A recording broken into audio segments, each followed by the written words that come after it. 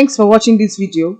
Please don't forget to click on the subscribe button. Kindly comment and share. We drop new videos daily. Thank you.